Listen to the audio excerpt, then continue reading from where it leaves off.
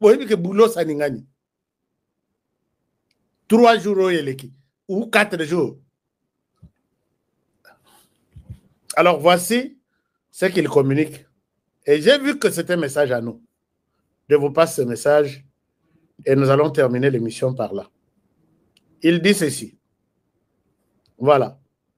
C'est Boulos, hein? Je vous montre au début là. Il a fait ce message en anglais. Voilà. Alors, il dit ceci. Nous avons eu un échange constructif avec les ministres rwandais des Affaires étrangères. Ondugu Onduhungirehe. Ah, Kombongo Ngurumiye. Ngurumiye. Tolobaka Ngurumiye. Ungiriba. Alors, Ungurumigiriheye. Sur la mise en œuvre de l'accord de paix entre le Rwanda et la RDC. Puisque ici, beaucoup de gens sont revenus là-dessus. Voilà, il donne ce message. Il dit ceci, notamment sur la planification rigoureuse des mesures de sécurité et la lutte contre les groupes armés. Ici, c'est quand ils veulent, puisque la date d'aujourd'hui, le 1er, c'était la date du lancement, du début, pour demander au Rwanda de retirer ces mesures de sécurité ici. Je ne sais pas si vous avez compris quelque chose. Aujourd'hui, le 1er, il a parlé avec Undugurungiyerere. Et son problème, c'était d'abord la question, il y a mesures de sécurité, et puis la question des groupes armés.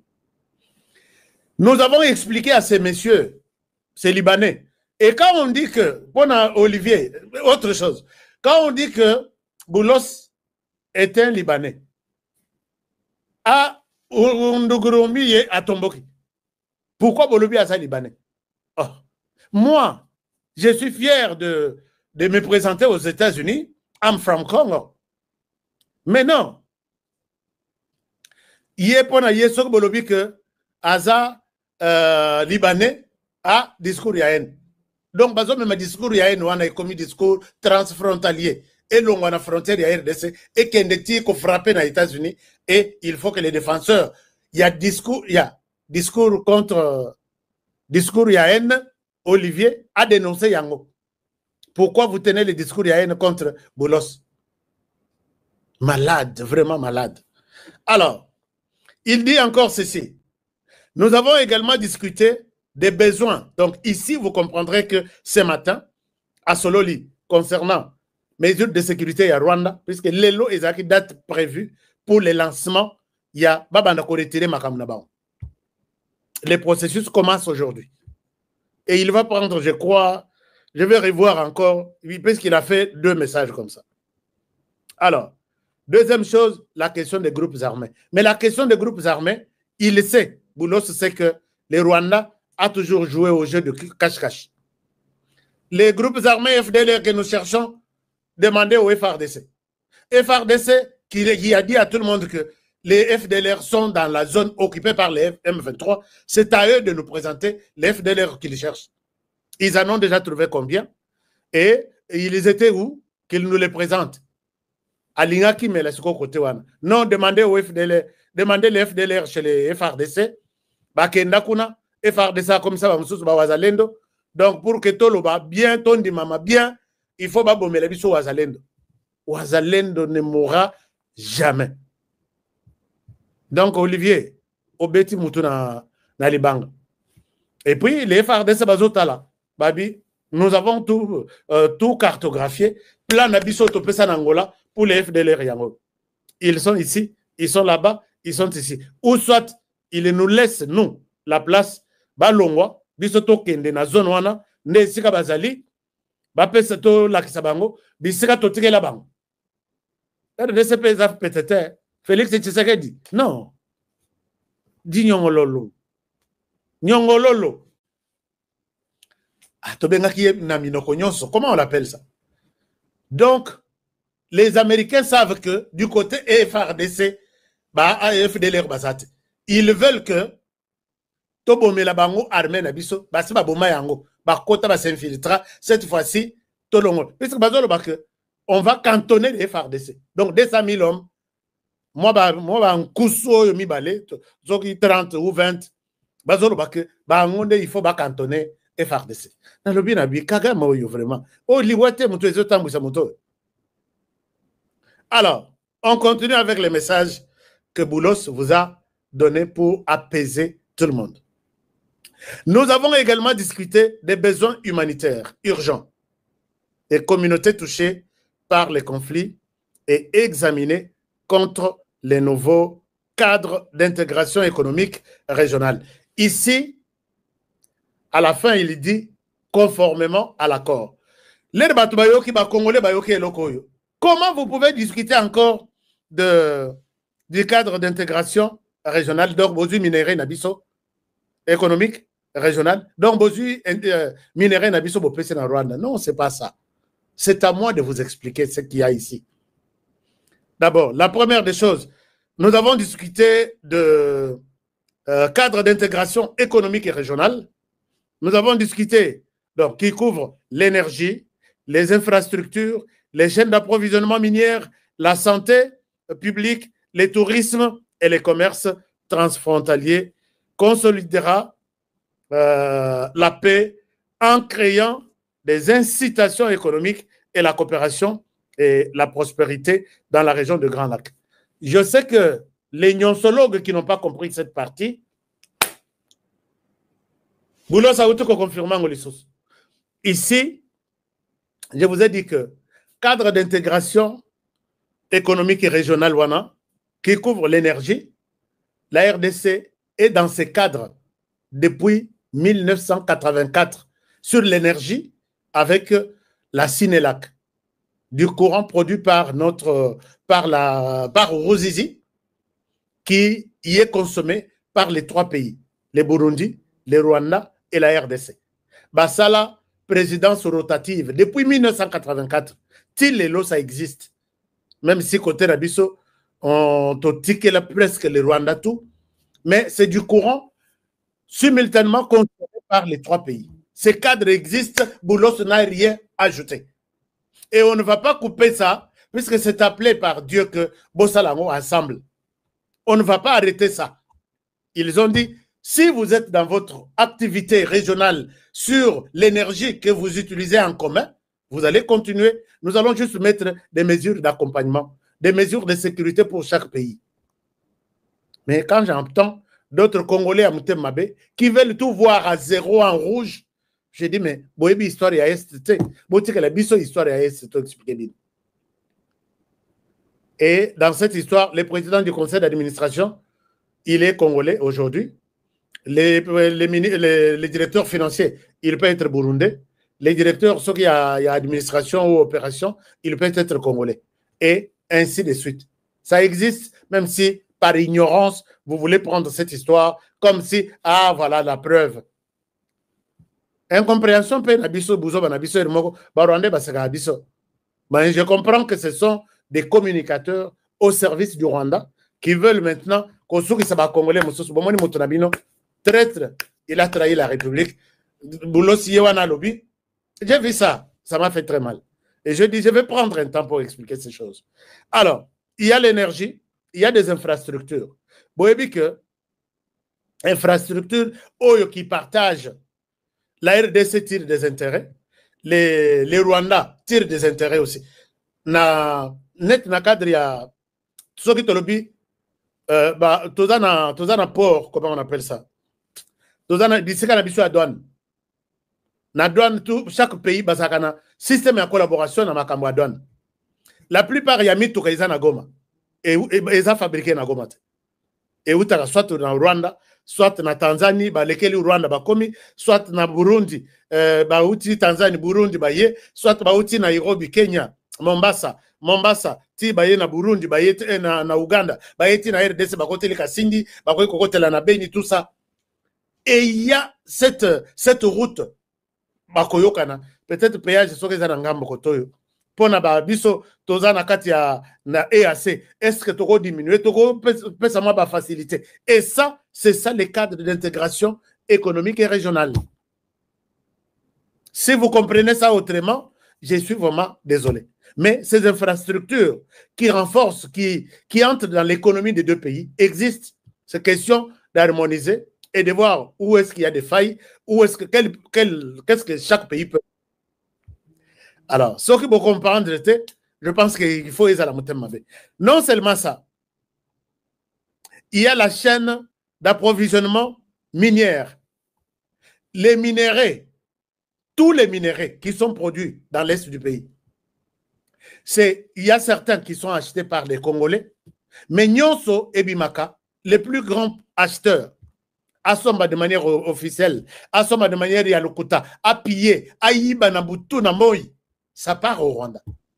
Les deux pays qui consomment, les trois, il y a le Rwanda en premier, il y a l'Ouganda en deuxième position, il y a le Kenya en troisième position, Burundi peut être en quatrième position, puisque tous les frontières na Burundi. Mais quand on dit on va harmoniser ça, que peut-être les minéraux, nous, les commerçants, Nabiso, vous qui avez de minéraux pour vendre au Rwanda, voici comment la procédure va se passer désormais. Ou soit vous voulez que tous les commerçants de la RDC au bazar minéraux ne vendez plus de minéraux au Rwanda. C'est ça ce que vous voulez? Mais les Américains ne veulent pas ça. Ils disent on peut harmoniser sur la chaîne d'approvisionnement des minéraux qui quittent la RDC. Et la RDC, ici, c'est Oyoba commerçant Nabiso. Par comptoir, il y a minéraux. Allez-y à l'Est, vous allez voir tous les acheteurs. Bazar comptoir. Mais quand vous ne voulez pas qu'on parle de ça, vous voulez que les minéraux et banda toujours. Puisque les acheteurs en Abango, c'est le Rwanda, c'est l'Ouganda, c'est le Kenya et ainsi de suite. Vous voulez que les Tralandengwana, tout le belé en côté, bakendeka kobimisaba minéraux de manière clandestine. Sinon, ce que basali, tu serais dans sa traître. Est-ce que vous comprenez un peu ce que je suis en train de dire? Ou soit je parle dans les déserts, je presse dans les déserts. C'est là. Si tu es Congolais, tu es influenceur, pour le Rwanda, arrête de manipuler les Congolais avec des mauvaises traductions. Ici, nous étions sur le plan approvisionnement, donc la chaîne d'approvisionnement minière. Il y a la question de la santé publique. Vous voyez que maladie soke bimina RDC est en Rwanda.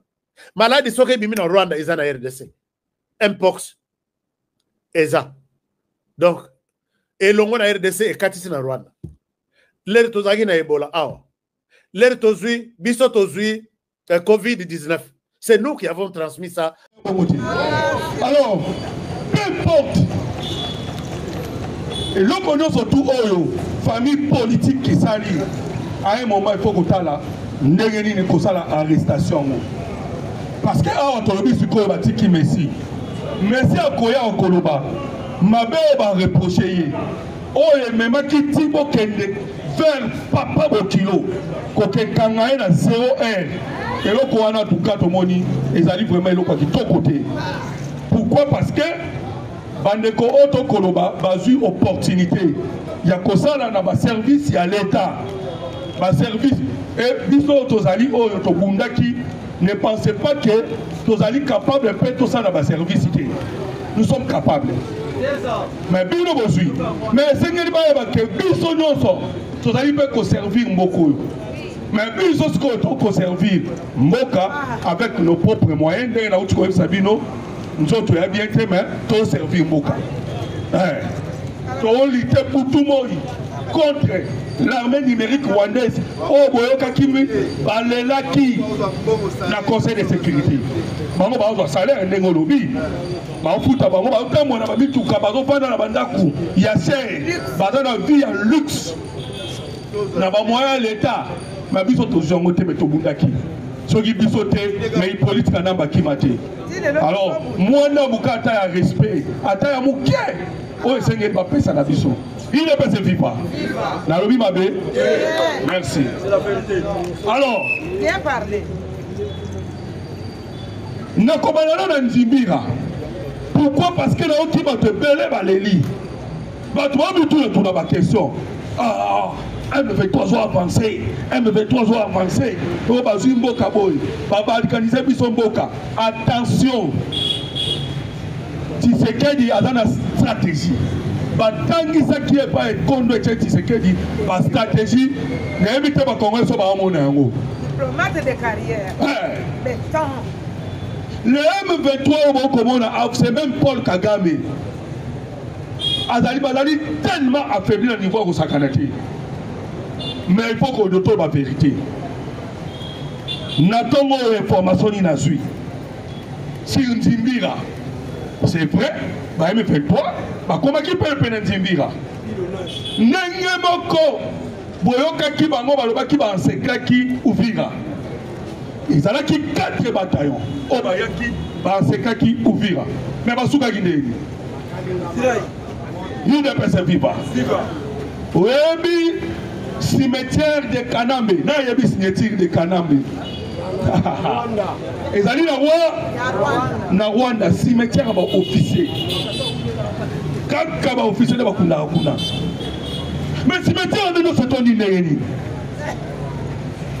Alors, il faut qu'on comprenne que pendant les 30 ans, Oyo, nous sommes qui na kata guerre. O Bakanambe, Bakabila, Baono, surtout Bakagame, ba dirigeant qui mboka oyo, ba profita qui pour na ba affaiblir l'armée na biso. Mais quand on va affaiblir l'armée na biso, il faut plutôt la vérité. L'armée à Rwanda des acquis recours de plus en plus ma casse. Et ça va monter. Voilà. Surtout que au Congo na ke ba soldats rwandais ba ko tanga classe moko na ba américain. Pourquoi? Parce que les Américains peuvent copier. Il faut pas comme ça Rwanda ma casse. Parce que dans la classe moko na ba soda ya Grande-Bretagne pour la nini il faut pas comme ça Kagame makasi kolo ya RDC et c'est normal mais vous kozamo katalaki ceux qui bitumba to bundi ngona ba soda rwandais parce que tout le monde décolle sur na est soda ya Rwanda azala koto munduki koto yo pau bazali na makasi na système ya bitumba to benga ba trancher za nini. Alors, Mokozamokatanguto a un pouvoir à comprendre. Alors, il faut qu'on cadre tous les Mississa, c'est-à-dire à soutenir surtout à Paul Kagame, qu'on cadre la diplomatie. Et sur le terrain, surtout Bundana Bango, Bitumba ya corps à corps, Bango va suivre la formation, Bamboula na Baboula et Belé, et que c'est un difficile. Il ne peut se vivre. Il y a moins de Kozambo, Kazobaki, et Sengelito à la Makas, Nicolas, la force A. La force A. Voilà pourquoi, Tokenagi Kolukaba, c'est H4, Tokenagi Kolukaba, Soukon, Tolukiba, hélicoptère de combat. Est-ce que vous avez déjà qu'il y a un avion de chasse? Merci. Est-ce que vous avez déjà qu'il est aussitôt neutralisé 6 avions rwandais à la sol congolais?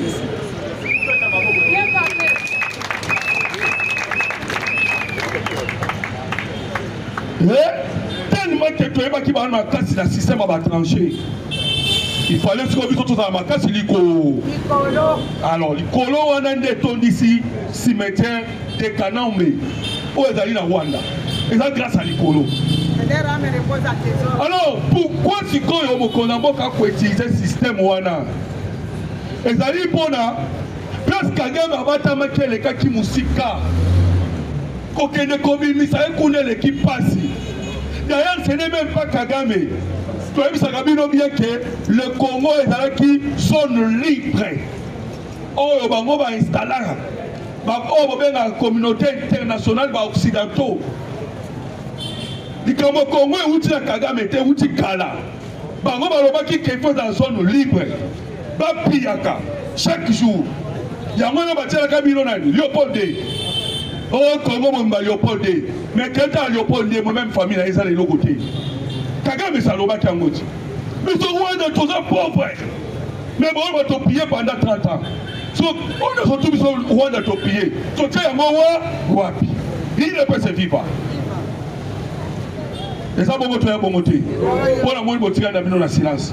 Kagame a l'oba qui bongo. Kagame a l'obi que nous avons 1%. Tous les 99% de Kanakawa, Congo et là qui sont libres. Voilà pourquoi nous avons un sengo pour la Mokoza Boka, les Oyo. Tokoki obetele maboko. Parce que dossier au Congo est un historique depuis 1885 la conférence de Berlin. Balobia Water, Wezali Mokama, Bele Bisonyo, Nyonso, Otobanoa copié. Et c'est clair, Babana caoutchouc, Baena cuivre, le lot Tozali là-bas, Tantal, Tengsen, ainsi que le éteint, le toité. Donc, tu coup d'un cobalt, tu les cas de ma cobalt. 105 minéraux. Et dans la zone de libre pillage. Voilà pourquoi on dit tous ces akiwana. Bongo siko besoin qui Kagame comment il le croit Léopold. Il y a un truc qui on a pour permettre les pillages. Au bout d'un an, tous les multinationaux sont dans la Simanaï. Le président le dit qu'il faut donc qu'on pour attaquer. Bah on va attaquer ma beaucoup. Bon nous surtout va copier ma entreprise. Le loyo iPhone. Awangani Kagame to awangani Kagame te. Awangani na pe. Tesla, awangani Kagame to awangani te. Ba Samsung, awangani Kagame. C'est parce que mon causateur qui courage a quelque funda Apple na tribunal. Bino boba reseller. Alors ba kamo kuna en Europe. Bino boba reseller. Bozo pesa Kagame minduki. Voilà, il fallait que des coquettes. Liaison nous surtout à Paul Kagame. Libanda, a on a kati, commettre un système ya force aérienne. Siko to komi wapi. Ndenge na utu kwa bisoke, mokozamboka kendaki na Angola. Tango komi na Angola basololi na Lorenzo. Abimi basololi ngana auto éviter. Mais na koyebso na suka masolo basolaki. Pour rappeler la Zalaki. Il ne peut se vivre. À quel solo il peut sous la Syrie Ramaphosa? Où ne peut pas faire la Kili sous? Nagoye Bisayo. À quel solo Eric Prince? Kuna te Nazalaki. C'est là au Koyoka. Il ne peut se vivre. Alors, nous avons qui sont en 1998 et bon votoyer Awa. En 1998, nous avons eu une décision. Alors,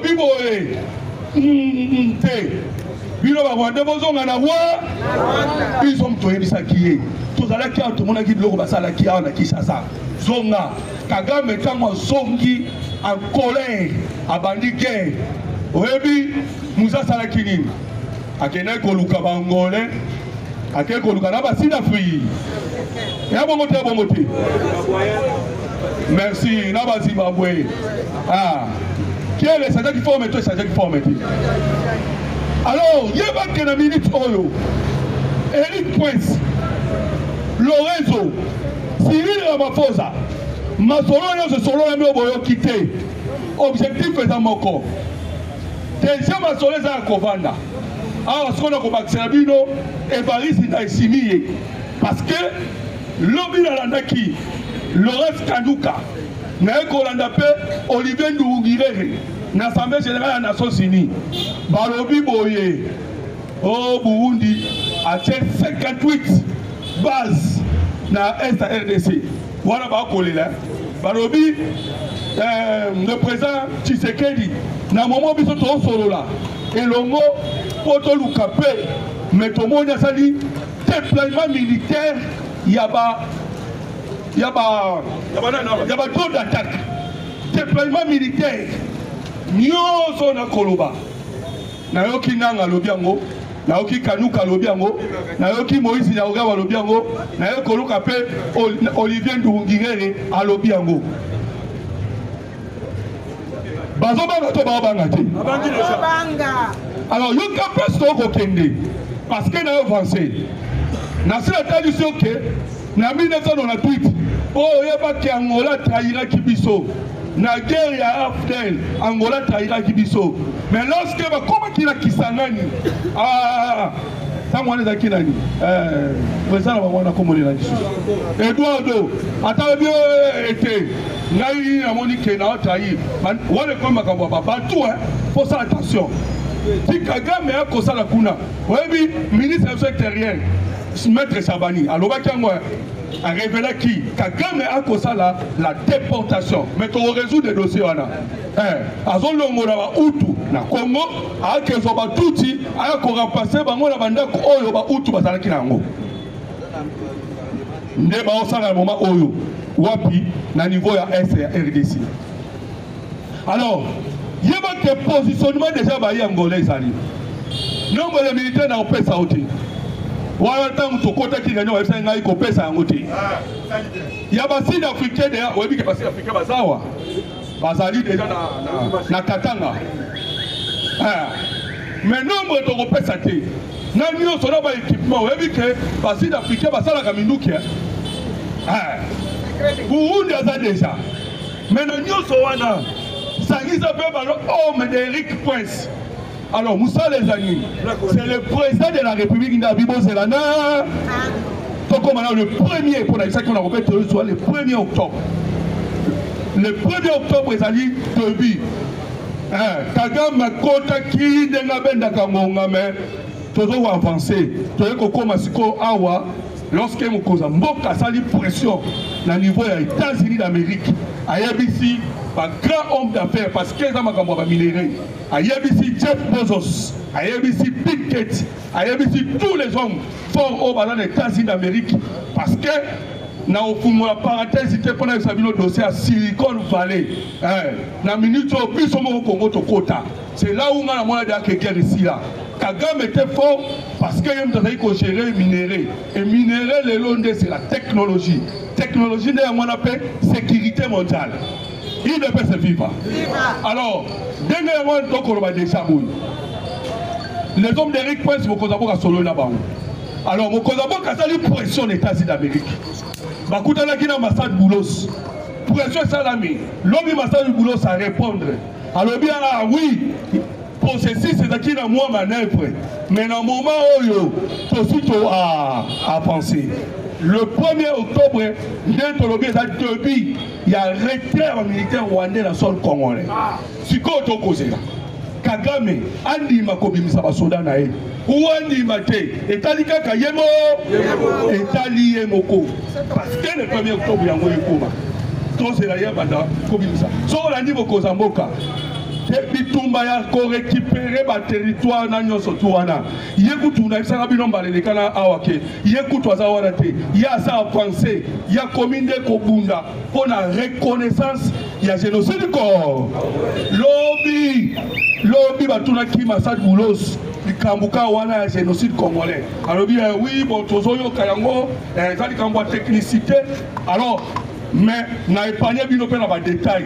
Déjà, dans le réunion, quand on a 80e sommet, où est-ce qu'il y a droit de l'homme, et ça m'a dit que les outils les canards, bande qu'on a vu soit faux narève, Kenda qui vraiment travailler comme il faut pour que la qui s'acque. Barega, Fuilerero, Hutu, Bembe, Bangonio Sowana, et ça clair, Kagame Salaki Otobengi, nettoyage. Il y a Bikolo Wana Outiko, Kotanga, il y a Golobeza Mingi. Mais, Tokutali Karalendi, merci beaucoup, merci beaucoup.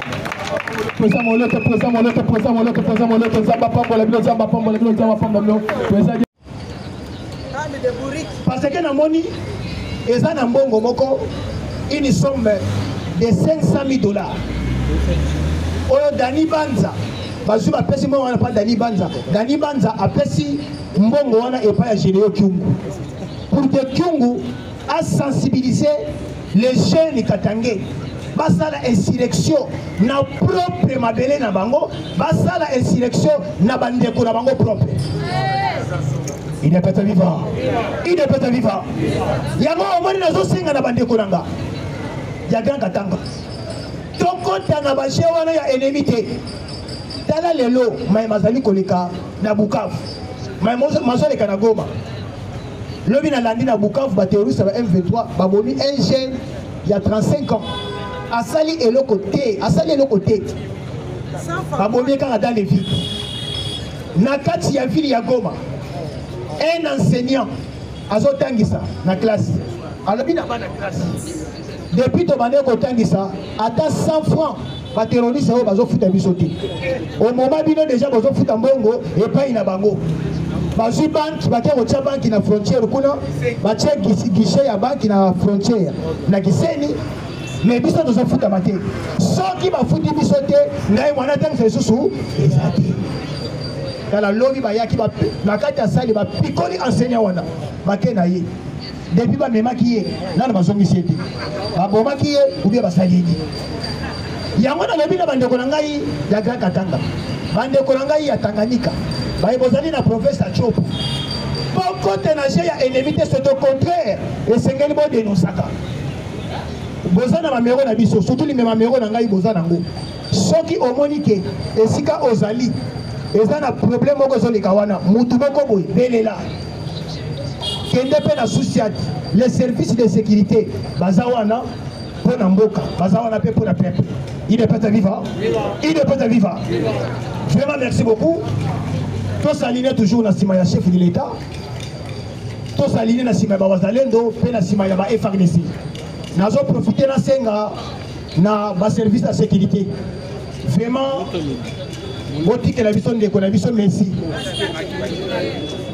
Voilà, soyez pas botique qui est problème, merci beaucoup. Mais botique parce que biso to sala ka musala ya pamba. Ezanga li foot. Tozo toka nazo zanga kuti na papier ko pangusa mulunge. Nazo zanga na transport au foot ko nazo ngandako. Salaire oyo biso sengeli tozwa. Eza humiliation te. Eza pe ba arrestation te. Salaire na biso zo senga respect envers nous parce que tozali baïke o tozali ko accompagner mokonzi mboka na mandat na ye étant que de PDD. Merci beaucoup. Le téléphone maboko makasi ça peut tarder la tirade de pieds pour ça mon toza déjà na zotala ngoma nga toza na 9h donc 9h ngo botana sana ngana awa. Donc c'est là que vous montrez au Makambo pour ça mon auto a élu biso na tonga les abo été mais ko kenela luté petit na da papa stali ta 5 minutes à pamba kaka de mon auto à côté ça abo été bota papa stali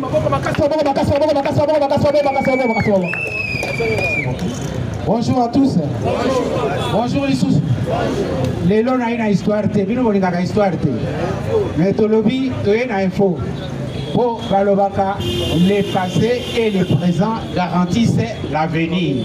L'avenir des alliés va gêne, mais Esengeli Boye Bakapé histoire. Donc, puis la Bible est peine à histoire, mais vous l'avez histoire. To l'équipe à la mort aux États-Unis.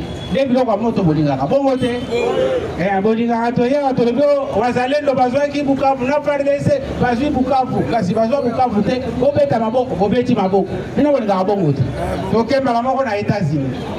Na États-Unis, Trump, président Trump a salaki discours naé.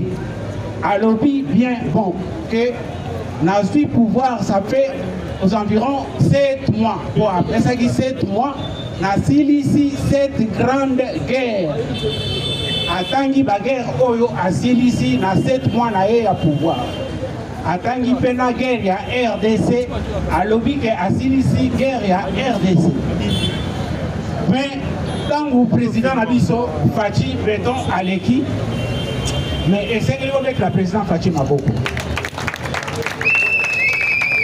parce que Fachi Beton c'est Dieu qui se révèle toujours dans la simplicité. Est-ce que toujours dans la malamu?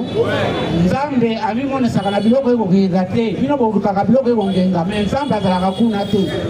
Ba finga baloba mabe, mais Dieu se révèle toujours dans la simplicité. Dans Fachi Beton a eu parole. C'est-à-dire à corriger qui président Trump à lobby, mais yo lobby que guerre à RDC et Sili dit les loyaux batuba kokufa na est et Sili nengenini yangwana et Sali rappelle na président Trump à lobby non va corriger na président RDC Conga na lobby déjà guerre wana Sili mais ya lobby guerre wana Sili dit les loyaux bakoboma batu alors yangwana Sali que base à la décision est rapide parce que Balobi d'ici le 1er octobre Bazali ko passer la vitesse c'est-à-dire désarmement et la militaire rwandais na sol congolais Est-ce que vous l'avez dit? C'est-à-dire, un rappel au président Asalaki, c'est-à-dire, et c'est le rôle de la moussi président Trump. Alors, il y a le lobby qui est récili, mais il y a le lobby qui est le lobby et ça qui rappelle normal. Tous les qui n'a côté sécurité, parce que nous avons côté sécurité, non, normalement il faut relever là. Parce que l'armée de Simbaka, ma camion soit mboka. Balobi que les militaires bazali wana pona nini pona ko garantir intégrité territoriale. Mais na oyo biso toyebi militaire nous allons pona ko accompagner vision à chef de l'État. Donc lobby que chef de l'État il y a un soldat même comme sous un militaire et c'est lui azwa ba expert au ba yebi musala ba militaire ba la kisanege et ça les marques. Les militaires en réalité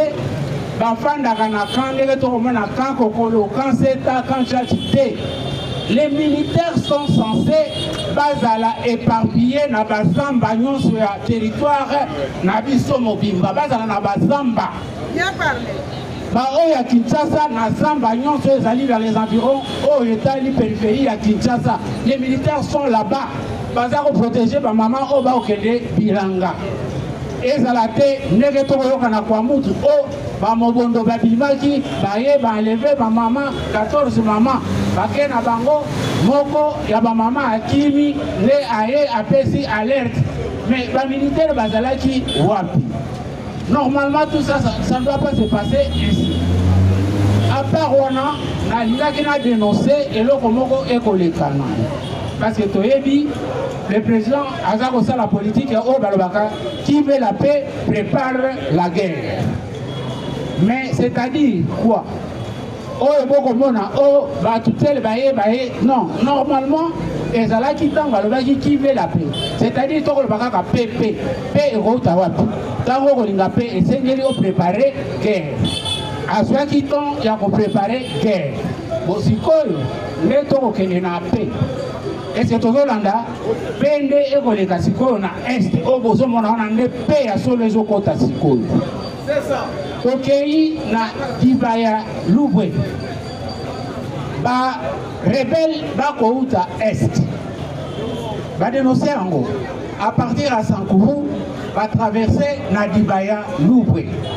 Dibaya Lubwe il faut ezala secteur ya nani ya Obengina bakiti wana na Dibaya parce que Dibaya eza nani na eza po bakiti ba motocycliste bazali wana na agence la bango soki ba rebelle bakiti bazui ba moto baza ko futaka par moto parfois $1000 bakendo déposer bango wapi na Kikwit wana toza ko dénoncer na ba service en renseignement bolandelango bien baza ko futa $1000 na moto ba memi bango tina Kikwit ba loger bango na hôtel à Kikwit après Kikwit ba kokota facilement à on a Kinshasa sans problème parce que bazo ya toujours na ba camion okoye bateke baza ba Rwandais to banani mais basi ba koti ebele parce que moyen ba kota na ba frontière ndenge to zaki chaque fois ko le ba ko dénoncer moyen ba kota na ba frontière ya mai ezate le ba signer sikoyo à partir ya kuna ba koti ba keti na Kikwit. Alors qu'est-ce qu'on a pu remarquer na mbaka na pe na dumi bayebi kuna parce que ngana yebi kuna bien te balobi eza na mboka moko babengi soki douale soki na prononcer bien na yebi te babengi yango douale bon wana ngala comme douale ça va merci bien bazali wana ba mobondo mais eloko ezokamusa ba mobondo bazali place wana baza coopérer oyo elekaka na Goma bango ba kosala ngo ti awa na place wana baza kosala na complicité na banani na ba soda na biso ya FARDC baye bakangi ba malmené ba ke ko futisa même ba taxe ndenge ba futisa na ba marché ndenge sala ma marché ba futisi soki ba dénoncer bongo ezani ni population ba yebi ba soda ya FARDC o bazaka kuna mais tango ba mobondo bakoya bazomona ba soda na biso ya FARDC mais balongoli bateni baza koya ensemble na ba mobondo. C'est ce qui fait étonner ba militaire ba rappel la cabino dernièrement nani oh alors ba porte-parole de l'armée abengaki pe alobeli ba oyo bazali epa nanga ayebisi bango toyebi ke bakangi bino kuna bakomi kosalisa bino biloko ya makasi mais un bon militaire oyo apretaki serment na ye na se ya drapeau alobi makila nanga mpona nini mpona ekolo mais soki okomi kuna bapesi yo munduki na ennemi zwa munduki balusela yango ennemi mpo tosilisana na bango tosalela bango mosala te c'est ce que nos militaires oublient. Na Goma c'est déplorable bakotisi banque ya Kigali na Goma Kigali offre banque c'est-à-dire elles ont une frontière va fonctionner na banque wana c'est-à-dire bazwi mbongo batie na tongo na pokwa banque wana eke na Kigali lobi baye lisusu bamani musala mais population pe azomona bien que ba escroquer bango mbongo mais baza koya pe ko déposer kaka bambongo na banque kuna pesa eza pasi mingi parce que lelo next samedi aucun na Bukavu mais salongo obligatoire salongo obligatoire eza lokola awa te soki bamoni otambola lera salongo bakangi yo ok kosala 15 jours na kasho bapesi communiqué samedi soki ndeko na bino abimi azongi te bokende koluka ye na kasho pour aujourd'hui jeudi je remonte. Ok, bapesa limeta bapesa lima moko bakasa nous avons présent mon retour à ce clôture on peut se présenter 15 minutes que nous 15 jours tu as été à clôturer c'est ça bon que ouais présent mon retour à mettez la maboko mettez présent mon retour bakasa IDPS viva! IDPS viva! Le parlementaire debout! Le parlementaire debout! Le parlementaire debout! Rien que l'IDPS! Rien que l'IDPS! Rien que... Bonjour à tous! Naganisi Fumuzu a fait 15 minutes. Mais na olobande 10. Pour nini? Parce que si on a ekoloba pour Fumuzu la bengingai na voie dire santé za bienté. Koloba toloba chaque jour. Et ça facilité. Ndé na za bona oka vraiment passe. Alors nakomeka ko analyser to ko analyser et le monde a bino. Mokozamboka azalaki na Afrique du Sud.